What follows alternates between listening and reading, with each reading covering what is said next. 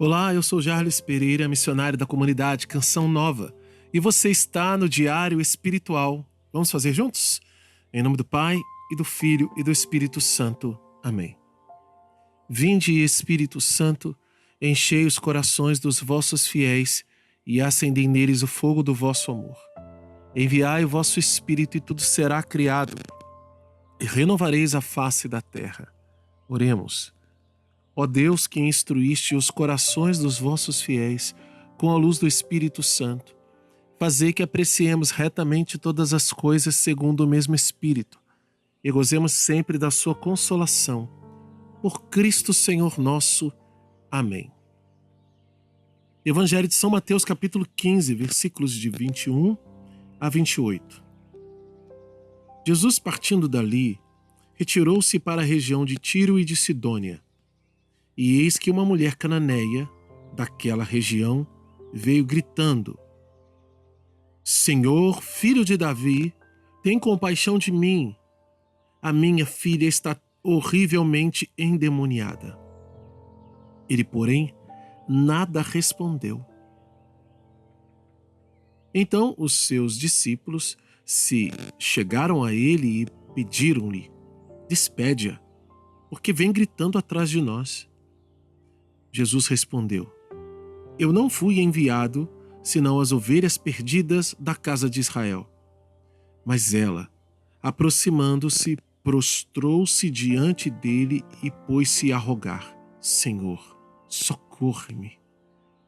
Ele tornou a responder: Não fica bem tirar o pão dos filhos e atirá-lo aos cachorrinhos. Ela insistiu: Isso é verdade, Senhor. Mas também os cachorrinhos comem as migalhas que caem da mesa dos seus donos. Diante disso, Jesus lhe disse: Mulher, grande é a tua fé. Seja feito como queres. E a partir daquele momento, a sua filha ficou curada.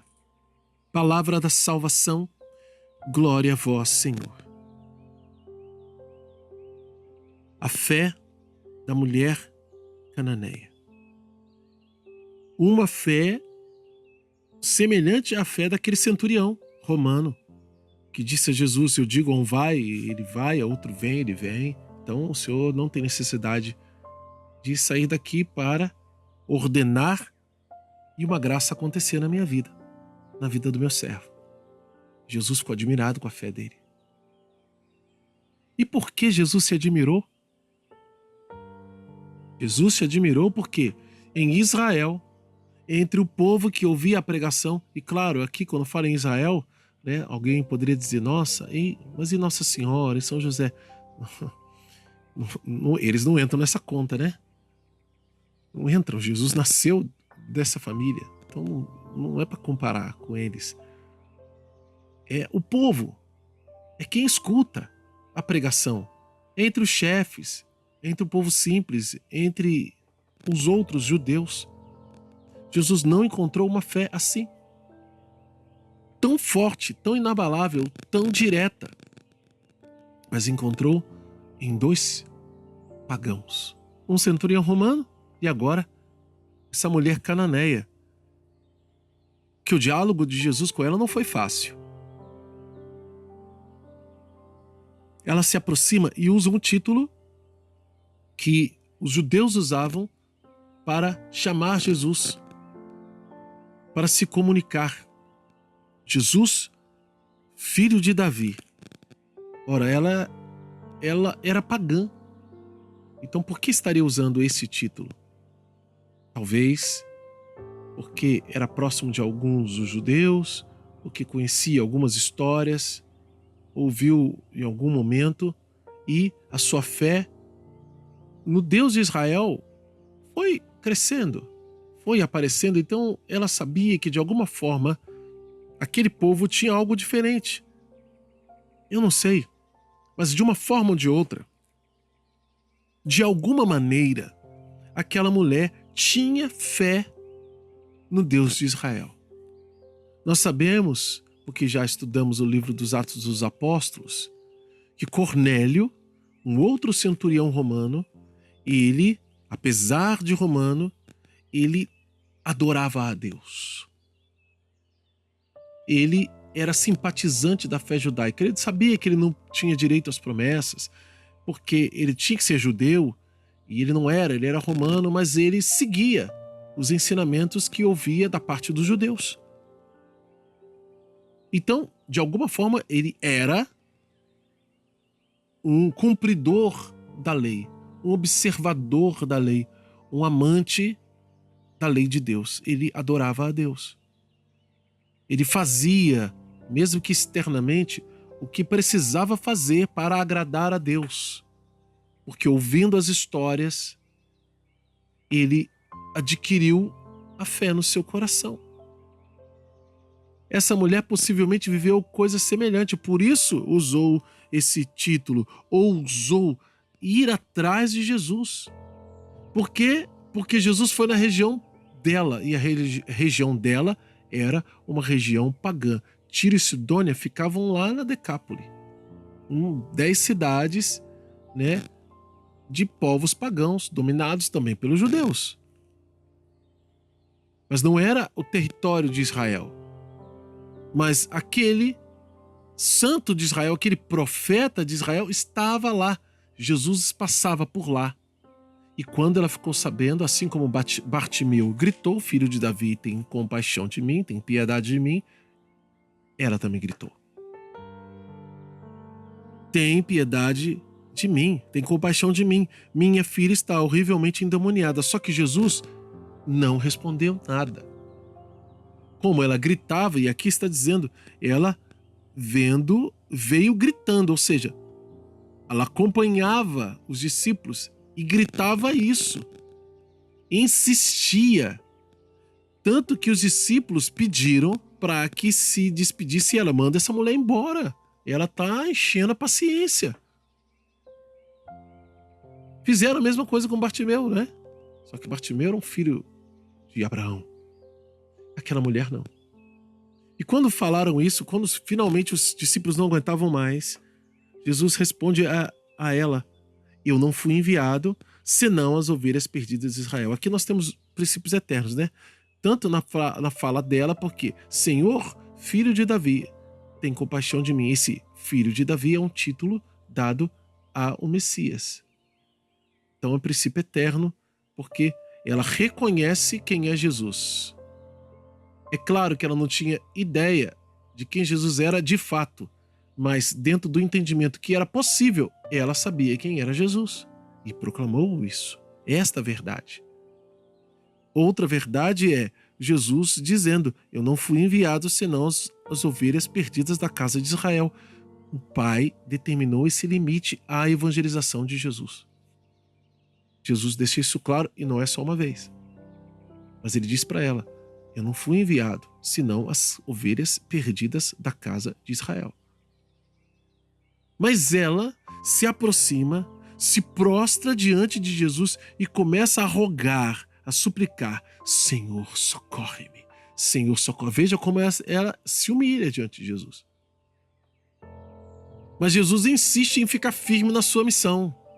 Jesus diz: e não fica bem tirar o pão dos filhos para dar aos cachorrinhos. E cachorrinhos, cães, era o apelido que os judeus davam para os pagãos. Por quê? Porque eles tinham uma fé bagunçada, eles não acreditavam num Deus único, eles eram de promiscuidades, de feitiçarias e de sacrifícios de pessoas. Então, para os judeus, eles eram cães, eles eram desprezíveis por causa de suas crenças e suas práticas. E Jesus diz isso para ela: não fica bem tirar o pão dos filhos para dar aos cães. Mas ela vai mais fundo na humilhação, mas apoiada na sua fé. Grande humildade e grande fé. Ela diz o que para Jesus?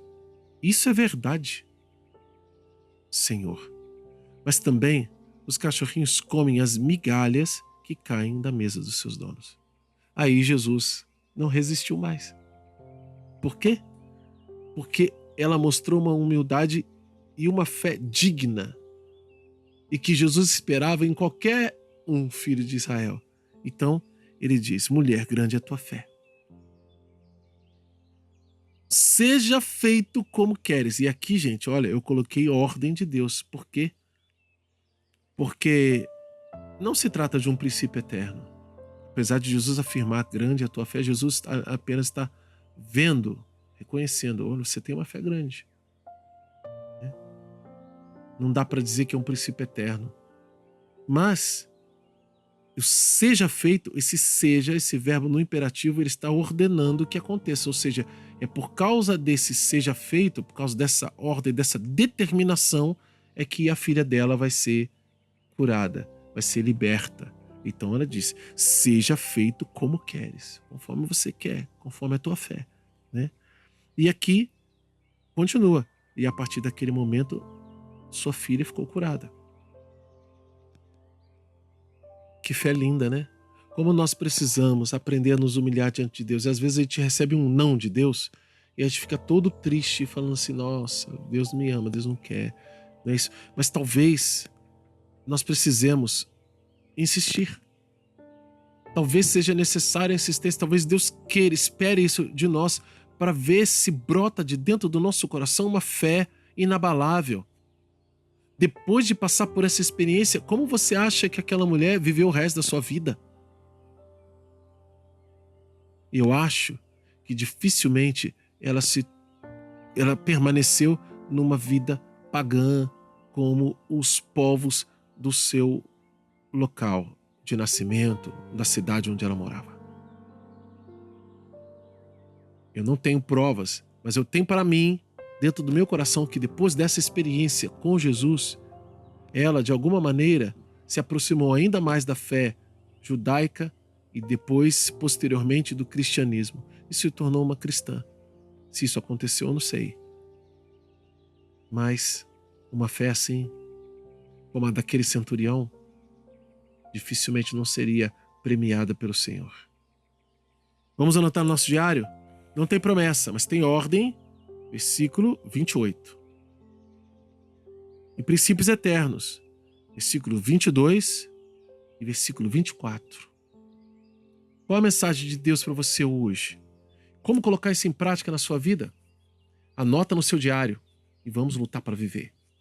Você que é novo aqui no canal, convido você a se inscrever, acionar o sino da notificação. Olha, veja, estamos crescendo aí em número de pessoas que estão fazendo estudo bíblico diariamente. Isso é uma bênção, porque a palavra de Deus é alimento para nós, instrução para a nossa alma.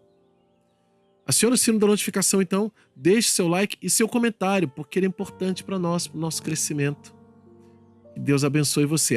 Aqui na descrição do vídeo você encontra o passo a passo, tá bom? Ó Maria concebida sem pecado, rogai por nós que recorremos a vós.